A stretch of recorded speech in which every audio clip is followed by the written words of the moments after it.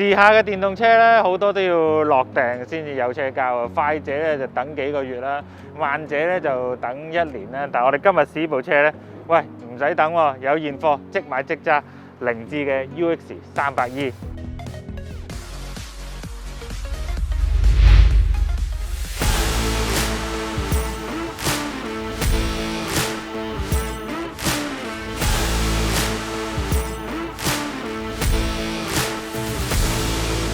咁啊，相對於其他品牌啦，凌志或者我講係豐田集團啦，對於電動車嘅發展咧就落後大市嘅。咁點解我咁講咧？因為佢哋一直都係推崇佢哋嘅油電混能系統啦。咁啊，直到去上年年尾啦，咁啊唔知係咪醒覺定係點啦？咁啊，阿豐田章男咧就一口氣10幾部車大晒冷，咁啊確定咗佢哋未來就全力進軍呢個電動車嘅藍圖啦。咁啊去翻凌志啦，咁凌志咧亦都會全面實施呢個 electrify 啦。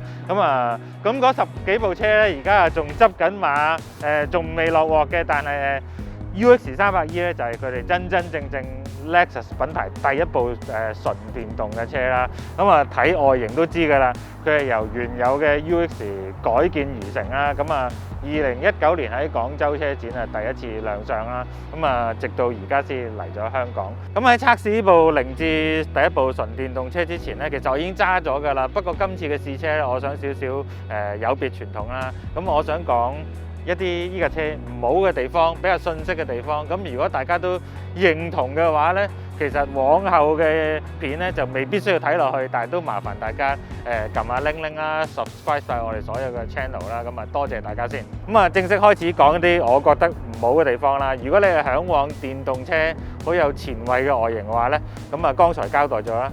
UX 300E 咧就係由 UX 改建而成啦，共用 GAC 嘅 platform 啦，所以呢架車嘅外形咧，同一個普通嘅 UX 任何型號咧，基本上係冇乜分別嘅。唯一可以分別到就係車側你見到 electric 嘅字啦，後邊有 UX 300E 嘅徽章啦，鬼面罩變咗密封啦，凌志個 logo 有個藍底啦，條 link 就好似有少少唔同其他嘅。好難分辨，冇死氣喉咯。第二樣嘢咧就係點解會有現貨啦？因為咧香港賣緊嘅現貨咧，全部都係2021年製造嘅。換言之咧，你想買2022年嘅 UX 300E 咧，未必有，將來唔肯定有冇。咁啊，呢個係你亦都需要考量嘅地方。之後咧就係車廂嘅部分啦。咁如果你係mon控嘅話，你只係嚮往嘅車得2塊 mon 嘅話咧，咁 UX 300E 咧都係唔啱你嘅，因為佢個 mon 唔大，而佢有大量嘅實體掣。之後咧就係後座方面啦，咁後座 UX 咧本身已經唔係闊㗎啦，咁啊由於咧 UX 300E 嘅電池咧就鋪平咗喺個中間嘅地台部分啦，咁啊令到後座咧個坐墊咧再升高啲，即係換言之，由唔係好闊變成進一步唔闊。咁啊，我實際都坐過啦。咁頭係頂嘅，腳位係有限公司嚟嘅。咁呢個亦都係你要考量。如果你係經常接載屋企人嘅話咧，呢個車亦都未必啱你。跟住咧就係到佢嘅性能方面啦。如果你係買一架電動車，講求一篤落去個電門度就哇6秒以下去到100公里嘅咧。咁 sorry 啊，依架車亦都唔啱你嘅。依架車嘅0至100咧係需要7.5秒。你唔追求快，追求佢哇可以叉次電成個月都唔使充嘅咧。sorry 啦，依架車亦都唔啱你嘅，因為根據 WLTP 模式咧，依架車嘅續航咧大概係305公里至315公里啦。咁啊講咗咁多佢嘅唔好處啦，咁大家仲係咪喺度睇緊咧？咁啊仍然睇緊嘅，咁啊多謝你哋先啦。但係實際上咧，我剛才揸完咧，喂，依架表面上唔係太好嘅車咧，又充滿驚喜喎，尤其是喺設備上，就去睇睇先。咁啊，凌志嘅強項就係豪華同埋做工精細啦。咁坐入 UX 300E 入邊咧，依個傳統亦都係保留到嘅。咁你見到我而家坐緊嘅係全真皮嘅電動座椅啦，啲袖線係靚嘅，有 pattern 嘅。咁中控台亦都有啲仿嘅皮啦，亦都有受線啦。你見到色板嘅拉絲處理摸落去係有質感嘅。咁整體上邊咧所有嘢咧都冇一種廉價車嘅感覺，係高級車嘅氣派。咁呢樣嘢係可喜可賀嘅。咁我剛才交代過啦，呢架車係唔係 Mon 控嘅人啱嘅。咁佢都有個 Mon 嘅，咁啊10.3寸係長條型嘅。咁中間儀表板咧亦都係一個半 digital 嘅 Mon 啦。因為點解咧？因為佢嗰個電量計咧都係 analog 嘅。咁佢係超多實體掣，咁包括軚盤上邊嘅多功能鍵啦，好多啦，總共係1、2、3、4、5、6、7、8、9、10、11、12粒掣嘅軚盤有。咁啊，其次就係中控台嘅冷氣操作 panel 啦，下方咧就係一連串嘅冷凳啦、暖凳啦，仲有暖軚盤啦，兩邊都有啦。咁啊好多掣。咁我個人比較欣賞嘅地方咧，就係你留意下依支波棍咧，握持感非常之好，短短地一碌碌揸手非常之正，好熟口熟面喎。嚟自邊度呢？ Lexus 嘅 LC 啊，即係你用呢個價錢呢，都勉強摸到 LC 嘅質感。呢個車咧嘅設備咧極其誇張，咁我眼前已經有一個好清晰嘅 head-up display 啦，有無線充電啦，頭頂有個天窗仔啦。哇！有我最喜歡嘅 Magnificent 音響，我曾經都係呢個牌子嘅用家，係真係幾好聲嘅。咁仲有啲咩關乎大家覺得嘩嘩聲嘅設備呢？而家疫情期間，咁車廂嘅空氣循環都好緊要啦。咁呢個車呢有 Nano EX 嘅空氣淨化系統啦，咁啊話有效抑制呢個 COVID-19 啦。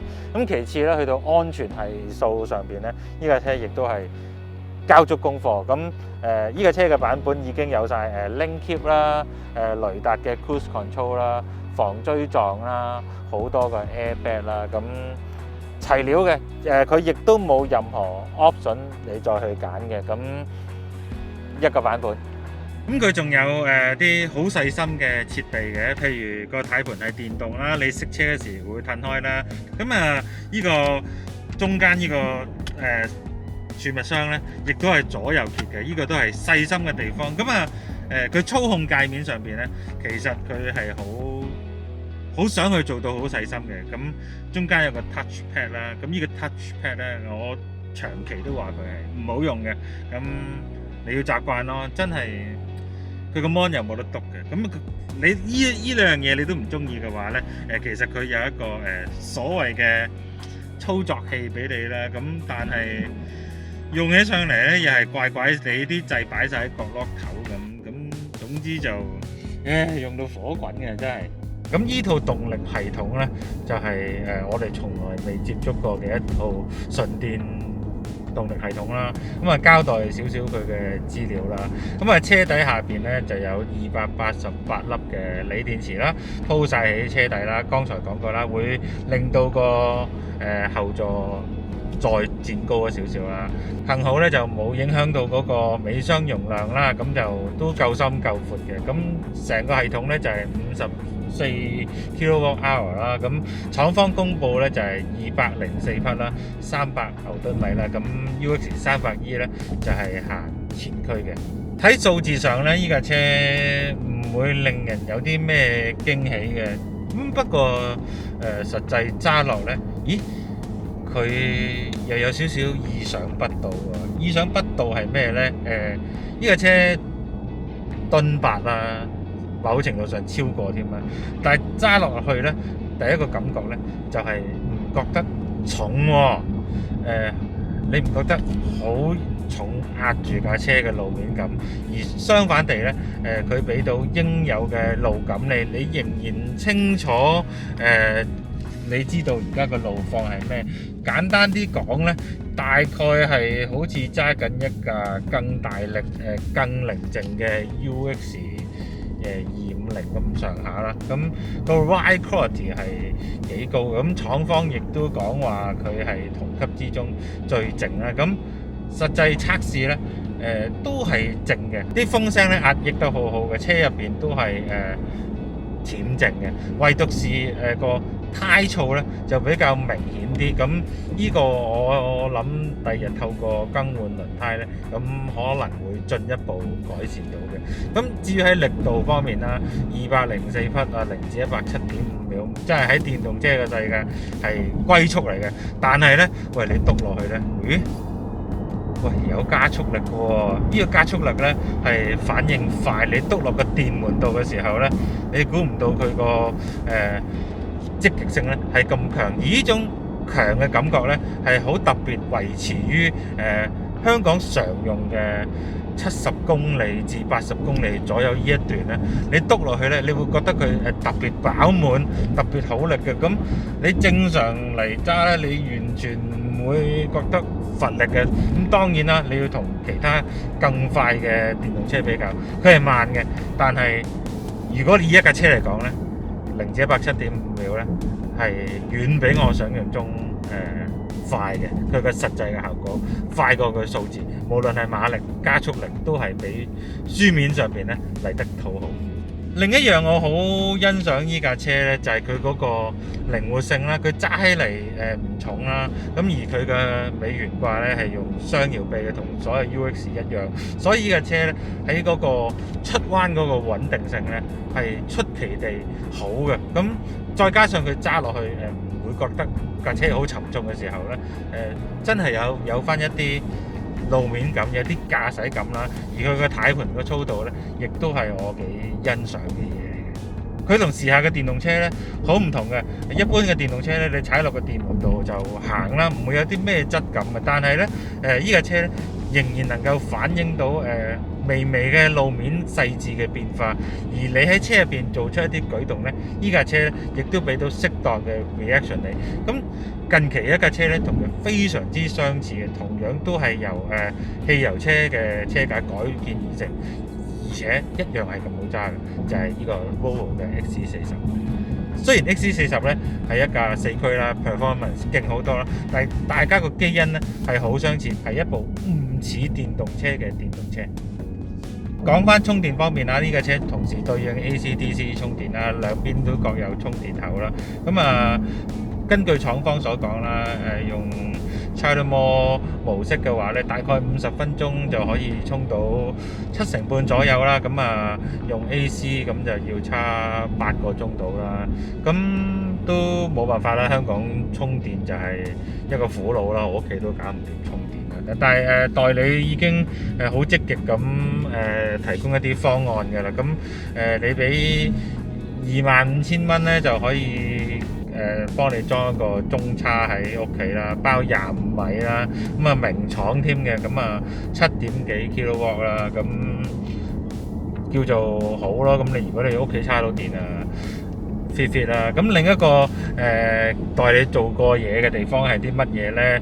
就首半年嘅保養，咁價值3萬蚊都包埋喎。即係話你架車喺呢半年入去維修就1蚊都唔使俾，咁仲送啲唔知咩鍍膜喎，仲有清潔服務、納米消毒嗰啲咁嘅嘢啦。我諗呢啲電動車翻去都冇嘢搞喎，油都唔使換，咁係咪就有着數咧嚇？真係唔知啊！咁剛才講漏咗少少嘢，呢架車咧嗰個離地距咧係只係得530 mm 啦，咁亦都係眾多 UX 入邊最低重心。